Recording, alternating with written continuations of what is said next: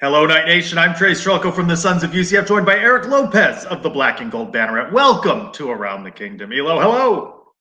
Trace, the sun apparently came out. I didn't think that was possible, but we'll do the skies coming up on this edition of the fastest UCF show around the kingdom. Where does UCF basketball go from here? Where is college football going? And softball and baseball, big weekends in the Big 12. Softball hosting number 2 Texas, and baseball in Kansas. We'll all break it down for you on this edition of Around the Kingdom. Is it just me or softball playing a ranked team every weekend? But we'll talk more about that Trust me.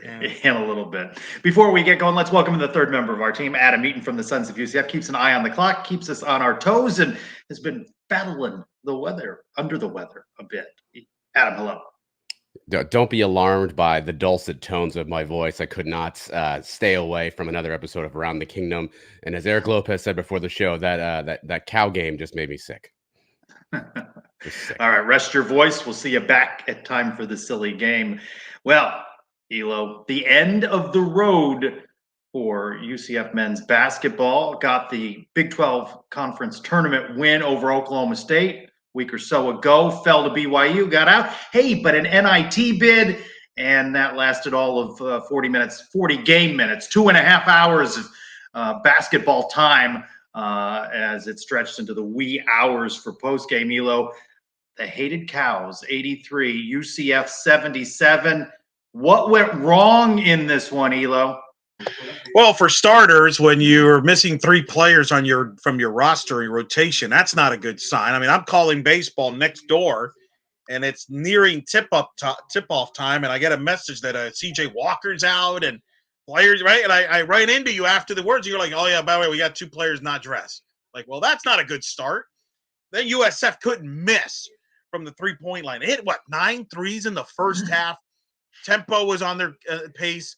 UCF made a run, but yet missed a ton of free throws, Trace. You can't miss as many free throws as UCF did, and they just couldn't dig themselves out of that big hole they dug out early. South Florida, Elo, with 49 first-half points. For perspective, UCF played at Houston. Now, they lost by 15, but they gave up 57 in that game, lost 57-42. You've heard Johnny Dawkins talk all throughout this season during his tenure at UCF. The defense drives the offense.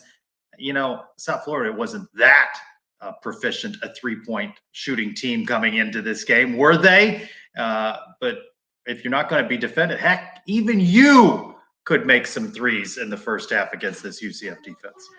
I had good range. Look, the fact of the matter is USF, they were motivated to play this game.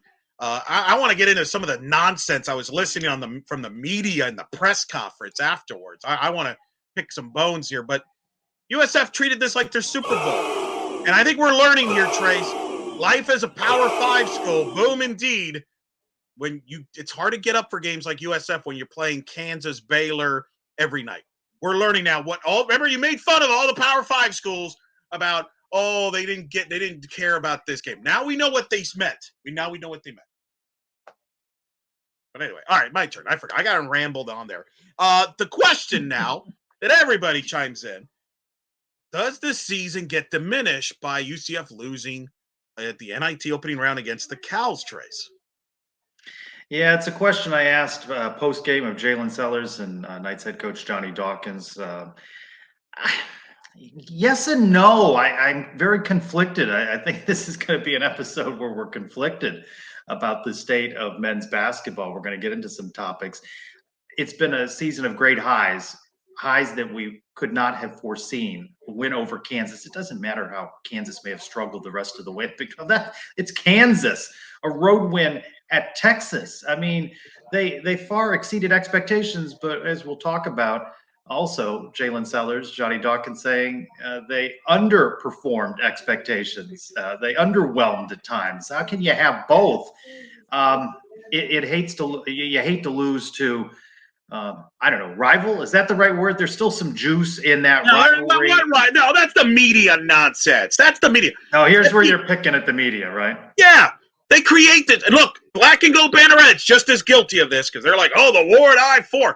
Who the hell has given a bleep about a UCF-USF basketball game ever? Have you cared, Trace? Never. When have they played for significance? No. It's a made-up nonsense that fans and the media get sucked into every time this game is played. If anything, I think we prove why UCF should never play USF. What do you gain out of it, Trace? What do you gain out of it? Yeah, didn't gain anything last night. I do think you're going to end on a loss at some point, right? Unless you win it all. But why them? Why lose to that's the part. So let me but I don't think it takes away from the Big 12 wins. Let me ask you this question. In 2007, did you want hey, football loses to USF 64-12? Did that ruin the season? Or do you still remember Kevin Smith running all over Tulsa and winning the school's first conference title? Which one do you remember first, Trace? Well, it begs this question, Elo. Does winning feel better than losing hurts? You mentioned the highs there, but I walked out of that game over in Tampa. I was so disgusted by the performance. So for me, I remember still these years later that loss more. All right, you asked the question off the top, what next for UCF men's basketball as it completes its first season of the Big 12? A winning record, 7-11 in conference play during the regular conference schedule. Johnny Dawkins with 1 year remaining on his contract. Does he go into that 1 year a lame duck? As we record, still part of this team. Coach Dawkins defended his record, NIT performances, appearances, NCAA appearances. Where do you think this program is now after its first season in the Big 12? And what do you think lies ahead? I think they're in a positive direction, unlike some of the other people that think sometimes doom and gloom. Here's why. In November, if I told you UCF went 7-11 in the Big 12 and won a Big 12 tournament game, what would you have said? No. No chance. I put my over-under at 5, and I was with I picked it, I think, twice over West Virginia. They overachieved. They didn't go 3-15 like another basketball team. They won 7 games. I actually think you can build on that. Now the question is, what is next? What is the vision for this program? Can they get resources to support them? Can they get that extra blue chip player that maybe makes a difference for your program? Now you start building. I think with UCF basketball, and I think all the UCF teams, you take notes of everything you do this year in your first year in the Big 12, the positives, the negatives, and you evaluate and you say, how do we get better? How do we get to the next step? And I think that's for those in the higher ups to make those evaluations. Well, I asked Johnny Dawkins post game, which went well after midnight. Midnight, wow. Conclusion of that 2.5-hour game. What will it take to win? Do you need more fan support? Do you need more support from the administration? What is it that will take it to another level?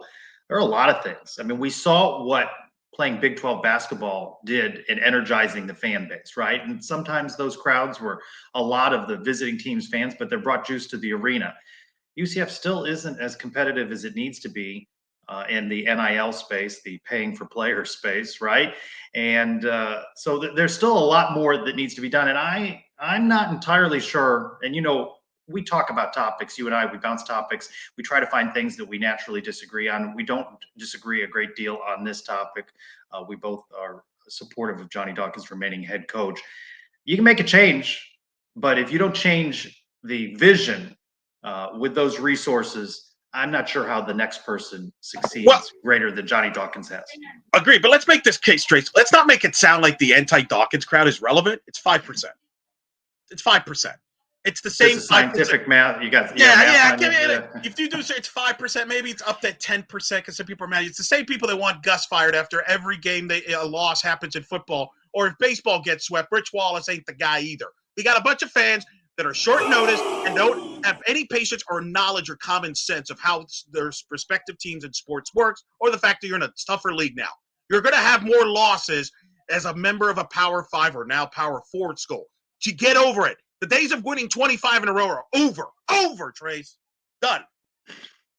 I will say this: I think it's a social media fan base, a message board fan base. You get exposed to them. I'm not sure there are as many of them. There are far more people that just don't care, right? When it comes to men's basketball in the UCF fan base, I think there's this percentage of the fan base, Elo, and we've well gone over our time on this topic, that are miserable, and no matter what, that's just the way they are about sports. They'll find something. Look, you can change coaches, and I guarantee you the same people that are complaining about Dawkins now will complain about the next coach in about a year or two. Give them a couple years. If they complain about Kirk, complain about Donnie, complain about George, they complain about everybody because they have nothing else to do. Period. And that's just Seems 5, like a 10%. Because I think 95% of the fan base is actually really good and very supportive and very objective. But there's that 5, 10% they like to hear themselves yap. I think a lot of those people watch this show. Next No, topic. we got smart fellas. All right. Postseason. Interesting note, the NCAA tournament going on. There's been a lot of chatter about perhaps expanding the tournament. Trace, where do you lie on that? Johnny's in favor of that. Made a comment to you about he feels UCF has proven to be one of the top 100 teams and all that. Should the tournament expand? There's been some whispers. Greg Sankey wants to do it. Certainly, Brent Yormark has been outspoken about that. Where do you stand? Well, as we'll talk about later in the television contract, it's greed. They're going to mess up something that works. They're going to squeeze it more for the biggest conferences. I'm kind of fine with where it is, but you're talking to somebody that really wasn't in favor of interleague play in baseball, didn't want divisions. So I'm more traditionalist on these things. I think the way it has been for a number of years is fine. I'm not sure I even care about these play-in games in the NCAA tournament. I know a UCF Mike bashes the NIT as being useless. I think that tournament is fine. I don't think you need 3 others after that. I'm fine with it the way it is, and they're going to mess up a good thing. Who's clamoring for it besides these commissioners and maybe some TV networks? 100% agree. The tournament was perfect. It's why it's so popular this time of year. You don't need to change it. I do think the NIT is in trouble. Somebody explain to me why the transfer portal is open now. Like, why? That's crazy. It's insane. Like, it just can't you open that thing when they cut down the nets on the final game? Isn't that the point when you can open it? That would make a lot more sense. But God aren't these students supposedly in school during this spring semester? What difference does it make if you open this portal? I agree. I don't understand it. Nobody can make any sense of it. The sport's out of control. The college athletics is out of control. But everybody's in for their own gain, and I don't know where. Unfortunately, I do think eventually this tournament is going to expand at the expense of the little guy. And in a weird way, Trace, it does benefit UCF because as long as they're in the Big 12, their best chance to make the NCAA tournament most years is if this tournament expands. Because I think UCF, I don't care who the coach is, unless there's a drastic change in philosophy as far as how you feel about basketball, UCF's going to struggle just to be a top 10 team in the Big 12. Yeah, I think that's fair. But look at other than Oklahoma turning down an invitation to the NIT, it would have been everybody except Oklahoma State and West Virginia in some sort of postseason tournament, which is exactly what Brett Yormark likes.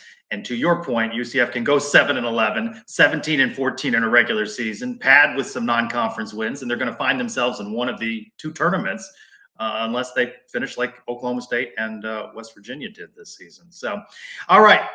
He's preserving his voice. We bring back Adam now for some silliness, as long as his voice can hold out. My voice is just solid, my friends. Eric, I'm going to start with you on this one. There is a report today from On3 Sports that the Seattle Seahawks are bringing John Rice Plumlee into the facility for a top 30 visit. So obviously, teams get to have certain players come in to visit their facilities.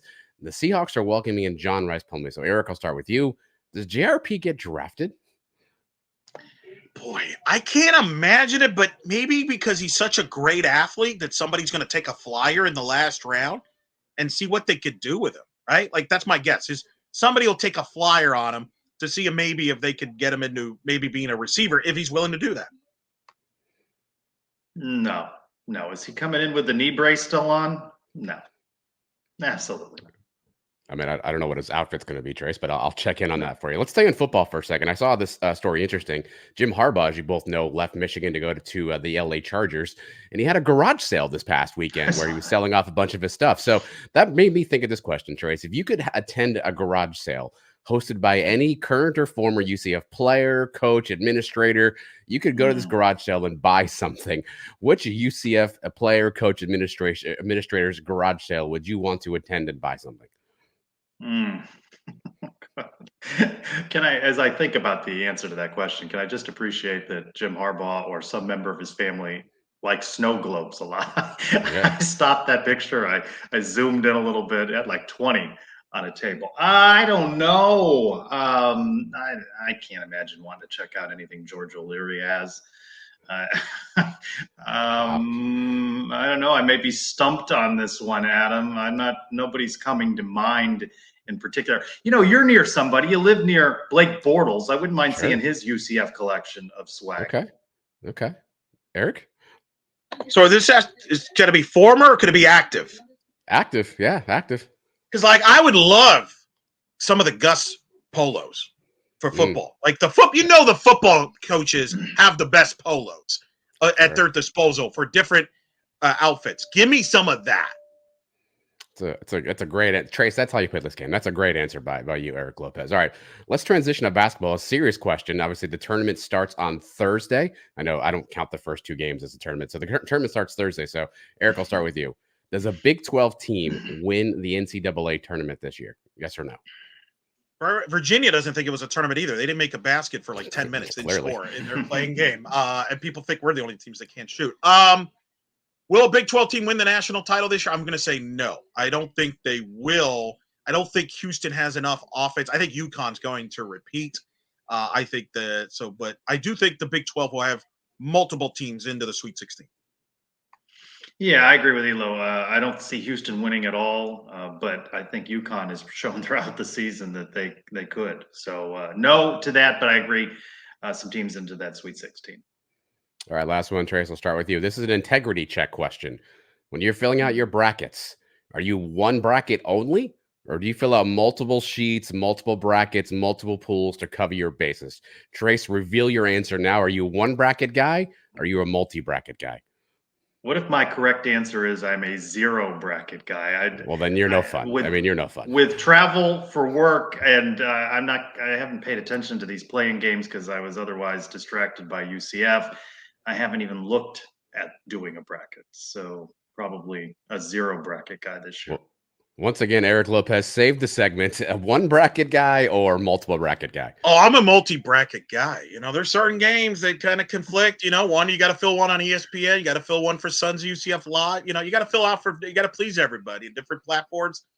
I actually haven't filled one out the last couple of years because I'm usually broadcasting during the tournament. Whoa. So you're a 0 bracket guy too? No, but when I would go multi. I answered the question that he asked, unlike you that dodged it completely. All right. Well, based on that question, if I'm filling out, it's 1. All right, new wrinkle from now on. I'm going to start scoring these and declaring a winner at the end of each silly game. This week, Eric Lopez, congrats. Scoring the silly game. Thank you, Adam. A game that we've had some fun with. Hey, that prop bet game, Elo. I take a commanding 11-9 lead over you in the prop bet game. Reminding that when UCF played BYU last week, we had over under 10 threes for BYU. You surprised me by going with the under because I think you were hoping that UCF would pull off a win over BYU. It was with the heart. And I was also a little bit under the weather like Adam was, so I was probably under a little bit of meds too. So that probably didn't help. But I'm going to give you a prop. Hold this close. This is right ad lib here, folks, because Trace is like, what are we going to do for props? So I'm going to give you a prop here. You're really good at coming up with unique ones. Free throws versus hits. I'm going to give you one you love so much. Attendance props, baby. UCF softball hosting number 2 Texas this weekend. Big hoopla. I'm going to give you the over-under 1,300 people as far as the largest crowd of the weekend. 1,300. What's capacity? Capacity isn't even that, right? I'm going to give you a cheat sheet. That's for you to look up. Give me an over-under. I'm going to go with under because I don't think they can fit that many people in. I'm going over, baby. We're going over. Outfield, the lounge is expanding, the kingdom. It's going to be great. We'll see what happens. Weather, though, could play in your favor. Weather forecast not great on Friday, so that also could help in your favor. What's the press box seating for that one? Very. You have a guaranteed seat. For now. I haven't been told I don't have a seat, thankfully. We'll see when I show up if I still have a seat on that. Hey, while I'll be at softball, you know what's been quietly going on?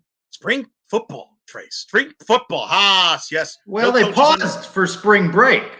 Well, as coaches, I'm sure somebody's upset about that, and they want a coach on the hot seat for that, I'm sure. But anyway, give me your storylines as they pause when they come back, Trace, that you're looking forward to seeing from a football standpoint here in spring practice.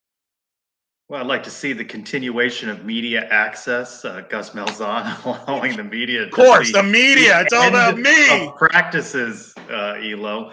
Also, well, in fairness, I know you're poking at that, but it's allowed us to talk with players after the podium sessions. And I think those conversations have been more interesting than the stuff you get from the podium. So I'd like to see a continuation of that. Of course, you don't want to see anybody hurt. And you want to hear positive things coming out about the defense in particular for me. That's something I want to hear how that defense is coming together and how they're adjusting to new defensive coordinator Ted Roof.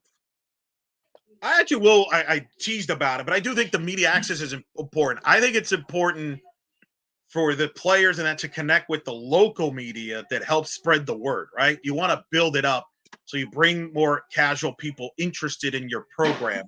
I think the spring's a great time to do that because in the fall it gets very stressful. It's in season, game weeks. It's a lot more chaotic. Build it up. Get to know KJ Jefferson. What makes him tick?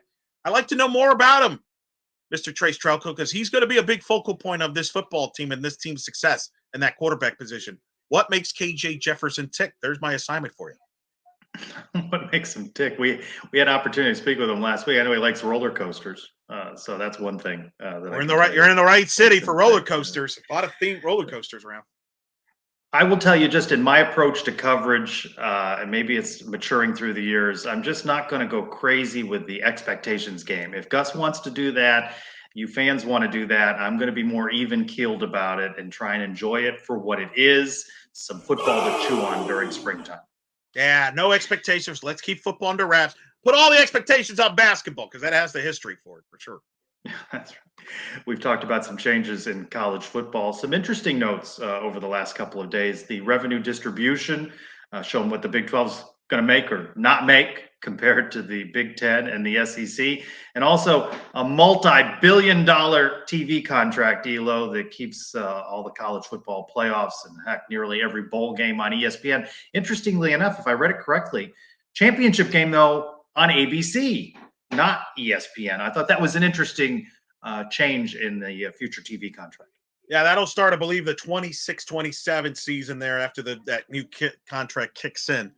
The distribution, SEC, Big 10 get the majority of the pie. Big 12 is fourth. ACC's third. However, I don't know if you're following, Trace. I think the ACC's days are numbered. Clemson comes out, kind of starting to pick a fight with the ACC, kind of like Florida State did. I think you're going to see now the ACC teams it could be all in trouble here. And I would not be surprised in a couple of years, the ACC maybe gets done like the Pac-12 does, because that means more money for the other SEC Big Tens. And if those schools want to get that type of money, they're going to have to leave the ACC. Unfortunately, I see a lot of more realignment, a lot of more moving chairs coming here in the sport that I don't think it's necessarily good for college athletics, but, it's good for somebody, I guess. Well, I think I'll give you an example of the airline industry. When you have fewer and fewer choices, mergers and consolidations, what does it mean for your price on a ticket, So it's not in the Big 12's best interest to see the implosion of the ACC any more than it was for any of, Big 12, ACC to see the Pac-12 go away. You put all the power in the hands of the Big 10 and the SEC. I don't think that bodes well for the Big 12 and UCF. I don't look at it as could they be the last standing. The distance between those top two and the Big 12, if the ACC implodes, is quite a distance. So I don't think it's in their best interest. Because they might take out the ACC. You might last longer than the ACC, but it's only a matter of time before you're next. And I think you're starting to see more and more of that. And I think it's why it's critical for football at UCF to be successful. Because this sport's is changing by the day. A decade from now, it could be different. You might think you're in the clubhouse right now. You might be in the outhouse coming 5-10 years from now. The way this is going, man, it's going in a way different direction. It might come in maybe even a little. I wouldn't be surprised if you see a little English Premier League here, where maybe 10-20 years from now, the SEC and Big 10 grab all these teams, and then they decide, all right, let's cut some fat here, and maybe get rid of a Vanderbilt, get rid of Northwestern, and just go with their big NFL model. And you can't say that they'll value loyalty at the end of the day, because they have ended rivalries, long-standing rivalries over realignment and TV contracts. So you can't say that they won't jettison a Vanderbilt if given an opportunity. Hey, we're a little over, Elo. 2 minutes on these next topics. All right, I'll try to calm down. Baseball. wins their first Big 12 series against Oklahoma State over the weekend, beat FAU Tuesday 3-2. They head out to Lawrence to take on the Kansas Jayhawks. Trace, feeling better about baseball as they head over to Lawrence? I like the bounce back after the sweep at Oklahoma. They take 2 of 3. Now, they gave up 16 runs on Sunday. However, they battled back. There were 2 big innings in that one.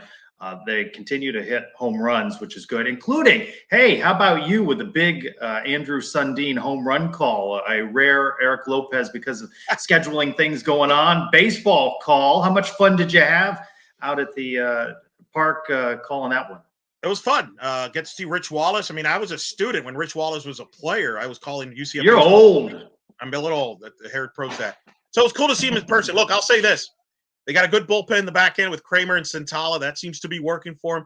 He's got a lot of new faces, but he's got a lot of experienced players that have won at other programs. And I think that's the philosophy for Rich. And I think this series, and I talked to him after the game, can they translate what they've been doing at home, translate that to Lawrence, Kansas? That did not go out well with Oklahoma a couple of weeks ago. I think this is a big series for them because there's Big 12 schedules backloaded. I think this is a big series for them to see if that translates. There's some weather in the forecast that's not good. They got to figure out a number 3 starter on the weekend. But I'm encouraged where Rich is having this direction, leading this direction of this program. I got a sense, Trace, of we're going back to that old Jay Bergman era when it was the most successful era of UCF baseball ever. Rich is a part of that family, and I think we're starting to get back to that a little bit, which I think bodes well for the future of this program. Win series, shifting to softball on that point. They did not win the series nor a game at Oklahoma State. What? Number 4 in the country, Eric Lopez, and now they welcome in number 2, Texas. Home cooking. Does that right the ship for the softball Knights? Well, I think they're going to have a big crowd that it's going to help them. A lot of Texas people, though. Well, we'll see. Hopefully not, but maybe. Look, Texas is legitimate good. I think they're the second best team in the country. They're ranked number 2. I think they're the biggest threat to Oklahoma for the national title. And just our luck, Trace, they're both in our conference, huh? In our league. You realize this, For one Trace? more year. Yeah, unfortunately, it's this year. We can't move them quicker. UCF has played the 14th strongest schedule this year. It is an amazing schedule. But you mentioned it. It's a game of a thing of margins. They were in every game in the Oklahoma State game, but there was an inning here or there, a play there. That was the difference between winning that series and getting swept. Welcome to life in the Power 5. They've got to clean some of that up to have a shot to knock off teams like Texas. They're going to have a great atmosphere there. I feel like, Trace, if they can get over the hump and maybe take a game from Texas, that could set them up for a big second half of the year. But can they get over the hump remains to be seen. And I hope we do not go back and say, boy, if they had won that Sunday game to sweep Kansas possibly, that comes back and hurts them somewhere. Because you know these games against Texas, Oklahoma, very difficult series. You got to get wins when you can in this league. And that was a missed opportunity for them. Good luck on the broadcast this weekend. Let's bring back in Adam. What did we get right, get wrong, or educate us, Adam? All right, I got some fun stuff for you. You guys were talking about the Cows and UCF game. Here we go. So UCF shot 12 of 23 from the free throw line. That's 52%. The Cows shot 13 of 24 from 3. That's 54% from 3. You asked about their season average. They were 37% on the season from 3 points, so clearly shot above their skis at playing UCF. We talked about UCF and where they're at, and everyone brings up the Kansas win. Here's a fun fact on Kansas. Their 22 wins this year is the least number of wins they've had. If you throw out the COVID season, right, we didn't play a full schedule, it's the least number of wins they've had since 1988, 1989. For context, they were in the Big 8 at that point, and that was Roy Williams' first year as coach. So maybe this really wasn't a great Kansas team after all, by the way. Expanding the tournament. Here's an interesting fun fact for maybe why we want to do this. They expanded in 1985, 64 teams at that point. There were 287 teams that were eligible. And now in 2024, 68 teams, there's 367 teams that are in D1. So in theory, in 1985, 18% of the teams, 22% rather, had the opportunity to join, 18% now. So maybe there's an argument to bump that up a little bit. And you talked about the revenue split. Big 10 SEC get 29% or 21 million. ACC gets 17%, 13 million. Big 12, 15%, $12 million. Interesting numbers, Adam. Thank you. One more thing before we go. Elo, check these off. Are you an alum? Sure. Yeah. In the military? No. A veteran? Still no. How about a pilot? Well, if you are those things, UCF wants you. Athletics looking for people to participate in flyovers at football away games this fall, which was an interesting part of this. Not the home games. They may do that as well for the home games, but they're looking for people on these road games. Elo, if you were part of a flyover, where would you want to fly over? Fort Worth, Texas, Gainesville, Florida, Ames, Iowa, Tempe, Arizona, or Morgantown, West Virginia? Which would be your choice to fly over? Tempe. I've never been to Tempe, Arizona. I've been to Texas plenty of times. Give me a little West Coast flavor. A lot of Red Rocks as well. Look for new episodes midweek, every week on the Sons of UCF YouTube channel, wherever you get your downloadable audio content. Thank you, Adam. Thank you, Eric Lopez. I'm Trylko. Thanks, everyone, for watching this week's Around the Kingdom.